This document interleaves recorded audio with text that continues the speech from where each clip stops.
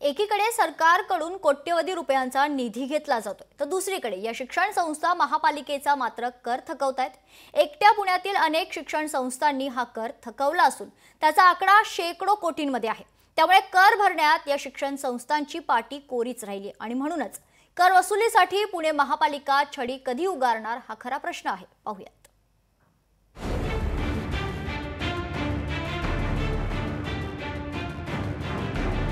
पुण्यातील शिक्षण संस्थांनी थकवला कर। 369 कोटी 93 लाख रुपयांची थकबाकी। थकबाकीत सिंहगड इन्स्टिट्यूट नंबर 1। पुणे हे शिक्षणाचं माहेरघर समजलं जातं। याच शिक्षणाच्या माहेरघरात हजारो शैक्षणिक संस्था आहेत, ज्यामध्ये लाखो विद्यार्थी शिकत आहेत। विद्यार्थ्यांना योग्य सुविधा मिळाव्यात यासाठी राज्य शासनाकडूनही या शैक्षणिक संस्थांना मदत केली जाते। असं असलं तरीही काही शैक्षणिक संस्थांनी मात्र पुणे महानगरपालिकेचा शेकडो कोटींचा कर थकवलाय। पुण्यातील 21 शैक्षणिक संस्थांचा मिळकत कर थकीत। 21 संस्थांकडे 369 कोटी 93 लाख रुपयांची थकबाकी। सिंहगड इन्स्टिट्यूटची थकबाकी 358 कोटी 99 लाख रुपये। सिंहगड इन्स्टिट्यूटची थकबाकी 128 मिळकतींची।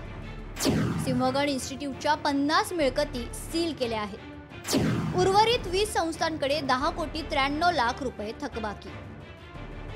याआधी सुद्धा सिंहगड इन्स्टिट्यूट बाहेर महानगरपालिकेने बँड वाजवून वसुलीचा प्रयत्न केला होता, मात्र तरीही सिंहगड इन्स्टिट्यूट बदली नाहीच। याबाबत उच्च आणि तंत्र शिक्षण मंत्री चंद्रकांत पाटील यांच्याकडेही मनसेनं तक्रार केली आहे। मुलांचं शिक्षण जे आहे ते तिकडे जर का बाधित होत असेल तर या संस्थांवरती कारवाई करण्याचा अंकुश जो आहे तो जर का उच्च आणि तंत्र शिक्षण मंत्री म्हणून जर का दादा जर का पार पाडू शकत नसतील तर हे दुर्दैवाची बाब आहे। म्हणून ती बैठक घेतली। त्यात दादांनी असं आश्वासन दिलं, देवेंद्रजींना पत्र लिहून या विषयामध्ये ताबडतोब हस्तक्षेप करायला सांगणार आणि तो हस्तक्षेप करून या संस्थांकडनं वसुली कशी करता येईल ती बघायला पाहिजे। एकीकडे महानगरपालिकेकडे मनुष्यबळ कमी आहे, तर दुसरीकडे महानगरपालिकेचा उदासीन कारभारही समोर येतोय। त्यामुळे या शिक्षण संस्था वेळेवर कर भरत नाहीयेत। ह्या शैक्षणिक संस्था जेव्हा काढल्या जातात तेव्हा शासनाकडनं यांना काही सुविधा मिळतात, त्या सुविधांचा हे लाभ घेतात आणि तो लाभ घेऊन सुद्धा शासनाचा अशा पद्धतीने कर बुडवणं, त्यानंतर त्यांच्याकडे असलेला सगळा कर्मचारी वर्ग जो आहे, जो स्टाफ आहे, त्यांना मानधन न देणं, हे जे प्रकार आहेत या संस्थांकडनं होतात।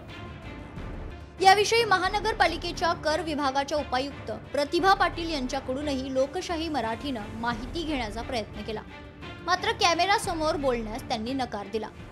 असं असलं तरी विद्यार्थ्यांना ज्ञानाचे धडे देणाऱ्या शिक्षण संस्था कर भरण्याच्या परीक्षेत मात्र अनुत्तीर्ण झाल्या आहेत। एकीकडे महानगरपालिकेची मनुष्यबळामध्ये कमतरता आहे, तर दुसरीकडे राजकीय वरदहस्त असल्यामुळे अशा पद्धतीची कर वसुली महानगरपालिका करत नाहीये का, हा सुद्धा प्रश्न उपस्थित होतोय। आता चंद्रकांत दादा पाटील यांनीच यामध्ये लक्ष घातल्यानंतर या शैक्षणिक संस्थांवर काय कारवाई होते हे पाहणं महत्त्वाचं आहे। कॅमेरामन योगेश केळापुरेसह अमोल धर्माधिकारी, लोकशाही मराठी, पुणे। लोकशाही मराठी ऐका, पहा, जागरूक रहा।